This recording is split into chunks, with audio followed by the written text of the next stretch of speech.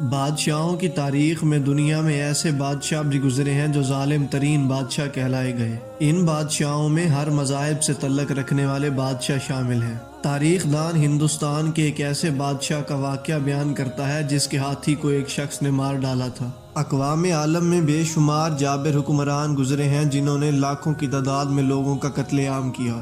اسی طرح کچھ بادشاہ ایسے بھی گزرے ہیں جنہوں نے انصاف پسندی اور کتابت کے ذریعے سے بادشاہت کی۔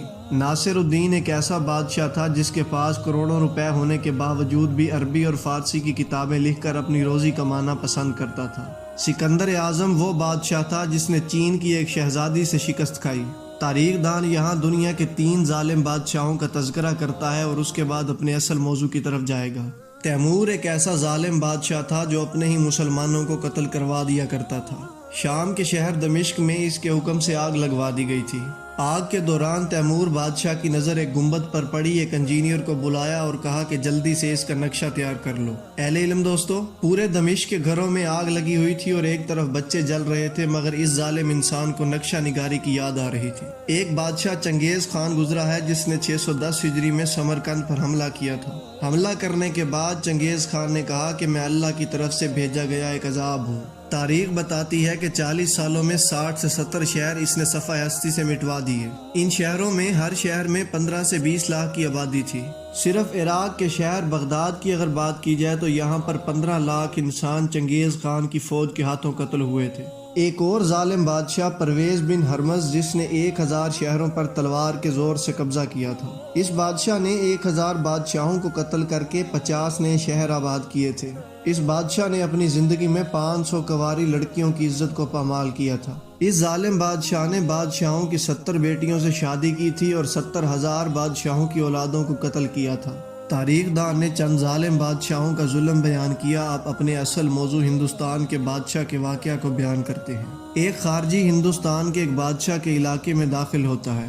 بادشاہ کو جب اس شخص کے بارے میں علم ہوا تو اس نے اپنی فوجوں کو بھیجا کہ اس شخص کو میرے پاس پکڑ کے لے آؤ۔ اس غیر مسلم شخص نے فوجوں کے خوف سے امن کی درخواست کی تو اسے چھوڑ دیا گیا۔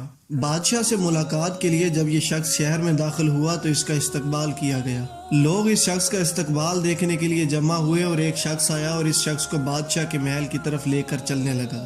بادشاہ کی فوج میں موجود ہاتھیوں میں ایک ہاتھی بڑا غصے والا تھا اور یہ بادشاہ کا سب سے خاص ہاتھی تھا۔ فوج کے سپہ سالار نے اس شخص سے کہا کہ تم اس ہاتھی سے دور ہو کر چلنا اور اپنی حفاظت کرنا کیونکہ یہ تمہیں نقصان پہنچا سکتا ہے۔ اس شخص نے اس بات پر توجہ نہ دی اور ہاتھی کے ساتھ چلنے لگا۔ ایک جگہ پر اس شخص نے ہاتھی کو رستے سے ہٹانے کی کوشش کی تو ہاتھی غصے سے اس کی طرف دوڑنے لگا۔ ہاتھی اس شخص کو اپنی سونڈ سے پکڑ کر زمین سے اوپر اٹھا لے گیا اور پھر نیچے پھینک دیا۔ یہ خارجی انسان سمجھ چکا تھا کہ ہاتھی مجھے اپنے پاؤں سے کچلنا چاہتا ہے۔ جیسے ہی ہاتھی نے اسے زمین پر رکھا تو یہ شخص فوراً اس کی سونڈ کے ساتھ دوبارہ لٹک گیا۔ ہاتھی اس شخص کی چالاکی کو سمجھ گیا اور مزید اپنی سونڈ کو غصے سے ہلانے لگا۔ اس ہاتھی نے بہت کوشش کی کہ اس شخص کو اپنی سونڈ پر گرفت مجبور نہ کرنے دوں۔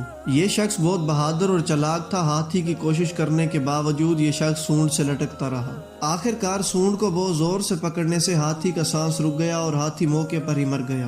جب بادشاہ کو اپنے خاص ہاتھی کی موت کا علم ہوا تو اس نے حکم دیا کہ اس شخص کو فوراً قتل کر دو۔ وزیر نے بادشاہ سے عرض کیا کہ اس شخص کو قتل نہ کرایا جائے۔ وزیر نے کہا کہ یہ شخص آپ کے لیے باعث شہرت ثابت ہو سکتا ہے۔ اس کے زندہ رہنے سے جہاں بھی اس کا ذکر ہوگا تو کہا جائے گا یہ اس بادشاہ کا خادم ہے جس نے اپنی عقل مندی اور طاقت سے ہاتھی کو ہلاک کر دیا۔ وزیر کی بات بادشاہ کو بہت پسند آئی اور اس نے اس خارجی کو معاف کر دیا۔